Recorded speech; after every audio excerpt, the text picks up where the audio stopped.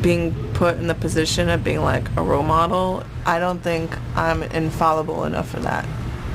I have this one term for the kind of woman that my mother raised me to not be, and I call it a do-nothing bitch, or I call it a DNB a lot of the time. She's like the kind of chick that just tries to be pretty and be taken care of by somebody else.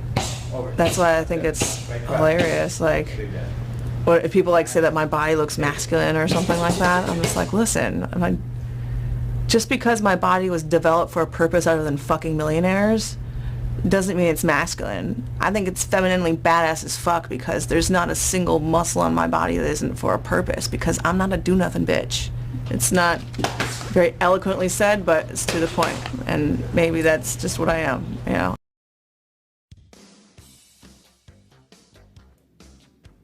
What's up, everybody? This is Elan Jones, and today I want to talk about the Level Up community and what it's not doing for Black women. So a YouTuber, I'm not going to post her mugshot on here because, you know, that's petty boots, but a YouTuber went to jail for scamming. She was a Level Up YouTuber, and she basically taught other people how to get things from men, not how to scam, but basically how to get things from other people without giving. This YouTuber, and there are other YouTubers still in this sector that teach how to get things from men, how to get things from other people with little to no effort and having little to no skills. So that is the main thing here. These women claim to be able to teach other women how to be feminine women, how to be feminine. You can't teach another woman that. Off the bat, I'm going to tell you that you cannot teach another woman how to be feminine. You can't teach another woman how to be girly. You can't teach her. Those things are innate. So you cannot teach a woman how to be feminine. You can teach them certain skills, though. Skills that you yourself have if you're going to be a teacher. So social skills. And this is beyond that's one skill, right? This is beyond putting makeup on. That's another skill. But these are the basics. Makeup, hair, clothes, style, barely. I don't think that people on this platform teach style, but you can teach women social skills, and there are other skills that you can teach women that make them more attractive and that make them more attractive to these quote unquote high value men that they're trying to attract. Everyone has their own personality. So it's not a cookie cutter type of situation where you tell these women, hey, say this and do this in this situation. Life is dynamic. So you can't expect or anticipate something and that thing is definitely going to happen and you're going to be prepared for it. Social situations are dynamic. I mean, pretty much everything is dynamic. That's just the way life works. You cannot be sure of what's going to happen, how someone else is going to respond, what someone else is going to say, what's going to happen in a given situation. You may think that you know, but you're not always going to know. So if it's being taught to other women to adopt this fake personality that's not in tune with their actual personality, it's going to come off inauthentic. It's going to ultimately be unattractive. So anyway, the only thing to do is to scheme, right? That seems to be the only thing left. How to use your deception to get what you want. How to use your dark energy to get what you want. Scheming mixed in with a little bit of possibly witchcraft. And spells and things like that, those are shortcuts, aren't they? It's not a person just working for what it is that they want. It's a shortcut. So that's a scheme. Now, skills, on the other hand, have longevity. Skills gives an individual the confidence that they need to deal with people on another level, to deal with upscale people, high value people. skills is something that can sustain a relationship with a so-called high value man. Skills can make other people want to do things for you and give to you. It's not going to be your makeup game. It's not going to be your clothes, because at this point, I remember a time when clothes that looked really nice and fit really nice were super expensive, and you looked expensive dressing like that. People knew that you were different from the others when you wore really nice clothes. Today, they make really nice fitting clothes affordable. Everybody looks the same today. So now you're not special. It doesn't matter how nice you look. Everybody could put on a nice looking trench coat today. Before, those used to be super duper expensive, and the cut mattered. And people could tell if the cut was nice, you had money and you had a sense of style. But there are so many YouTube tutorials teaching people how to dress like that, and now it's just you're a dime a dozen. So that's not going to cut it anymore. How are these women going to be different? Well, what are your skills? So when you have skills, you have more to bring to the table. You're not some vacuous woman who looks good. And I'm talking about something that is unique to her that makes her more attractive, that can be seen as admirable by someone of the opposite sex. So there are going to be some women who look good and that's pretty much all they have going for them, and they still get the man. But what is the quality of her relationship with that man? I understand that some women don't care about that relationship dynamic. They just want his money. They could live separate lives in the same house. She's just happy if she's taken care of and she can go shopping. I get it. But she's going to have to get her fulfillment from somewhere. You know, I don't want to get too deep into that. But there is a possibility of having a decent relationship, a good relationship with a man of means. 9 times out of 10, that woman is dynamic. She has something special about her. She has skills unique to her that are attractive. She is an attractive person all around. From the outside, it might look like she's just a pretty face, but she's more than that. So in this video, I'm going to include a couple clips of a woman, I can't remember her name, but she's known as the Queen of Versailles, and her husband is a billionaire. Now, I did videos in the past where I talked about how society hates rich people. So if you look up this family, you're going to see a bunch of people, you know, ragging on this family, trying to put them in a bad light, and you might get a negative perception of them and of her specifically, because they tried to paint her. I remember I saw a documentary years ago about her. I think it was on MTV, and they tried to paint her as this bimbo, this vacuous woman that's just a horrible personality. And that's the opposite of what she is. She's a very kind-hearted woman, very sweet. She has skills, and I think that she's a good example to use today. Her husband is a billionaire. She got a billionaire. And before him, she was in an abusive relationship with some guy from Wall Street, which always happens to the beautiful, dynamic women, at least at some point, right? To be honest, her current relationship is slightly emotionally abusive, because that is just the name of the game for women like her. It gives you insight into who she was before she married into that money and how she set herself up to be able to have that type of lifestyle. I want to note that this woman is not a dummy. She's not vacuous. She has skills. She also has the beauty, but you don't need to have the both of those things together. It does help, though, that you have the beauty. And this is why women on this platform, women off of this platform, do not like beautiful women, because they feel like that's the last thing that they can't have that they need in order to snag these high value type men. And that's not necessarily true. You don't have to have the looks, but you do have to have skills. Like I said, you have to have something about you. So this woman is an engineer. She's an engineer. She wasn't trying to hear, working at a low-level job. She's a go-getter. She's always been.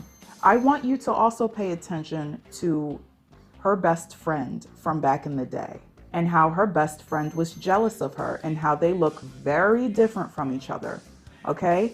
And these types of women need to be wary of that type of relationship because, again, women who are very off in looks, it's too mismatched, and the one who is lower ranking is usually always resentful of the one who's higher ranking. And the Queen of Versailles is very sweet. She helped her friend out. She comes back to the community. She's still very down to earth. The only difference is she worked very hard to get to where she got to, and other people didn't have as much drive. And sometimes that is the situation. It's not that she's so beautiful, everything was just handed to her, everything was so easy for her. This woman had different career paths. She had different types of relationships, and she has persevered through all of that. And ultimately, she snagged a billionaire. So she had the drive since the beginning. Give her her credit. Let me know what you guys think, and I'll catch you in my next video. My name is Jacqueline Siegel. I am in Orlando, Florida. I'm a 43-year-old mother of 8. I am from Binghamton, New York. I'm not a city girl. I'm a small-town girl. Tell me when you're ready. My name is David Siegel. I'm 74 years old. I am the founder, president, CEO of Westgate Resorts, the largest privately owned timeshare company in the world. When I grew up in Binghamton, New York, pretty much the only place to work and make money was IBM. And I figured I could either be a secretary and work for an engineer, or I could be an engineer. So I got my computer engineering degree, and then I worked at IBM. I had this little cubicle, but there's hundreds of other people, engineers in their own cubicles. And then I came into the office early one day, and I asked my manager, which project are you working on? He says, I wrote my own program to count down the years, days, months, weeks, minutes, down to the second of when I retire. And I said, well, why would you do that? He said, because that's when I'm going to start living my life. And I said, wow. I put in my resignation. I was out of there in a week, packed my bags, and I moved to New York City and started modeling. Then I met a man on Wall Street. I got married. He moved me to the Everglades. And while I was down there, I saw an ad in the newspaper to win Mrs. Florida. I entered it. Ladies and gentlemen, I give you your brand new Mrs. Florida. Here is Jacqueline Solomon. And then I ended up getting a divorce. And I met my current husband through Mrs. World. Mrs. Florida, 95, invited me to her husband's 40th birthday party. And being a bachelor that had just gotten out of a 27-year marriage, first person I saw was Jackie, and I was smitten. I thought she was the most beautiful girl in the world. It took me a while to fall in love with him. It just really felt wonderful to be so adored. That's what attracted me. There's 30 years between us, so he doesn't need Viagra. But at least there is that option if he does. Like, I don't know if 10 years from now, but at least there's that option. It's show and tell next, so I got to get them to support. Oh, here's the bed. I got my kids. I can't wait to go swimming and stuff. Oh, I miss you. Thank you again. Yeah. Oh, yeah. It's good seeing you. Jackie and my granddaughter Beth became very good friends. I think everything that happened to her is unusual. I don't know know anybody that married such a wealthy man. Jackie worked at a diner and did very, very well in school. But engineering back then was kind of unusual for a girl to do. But I figured, well, she was smart, so that's what to do. The first marriage was a big mistake. Not, of course, at the beginning, they didn't think so, but I think as time went on, she had many serious problems. I was in a marriage to a man that became more and more abusive. He started to hit me and stuff like that. And then he gave me a scar across my face. He says, now you can't make your own money. And I went to the hospital, and he went to jail that night. And the next morning, I just grabbed as many of my modeling pictures as I could. And I mean, that was my whole life. And some clothes, and that was it.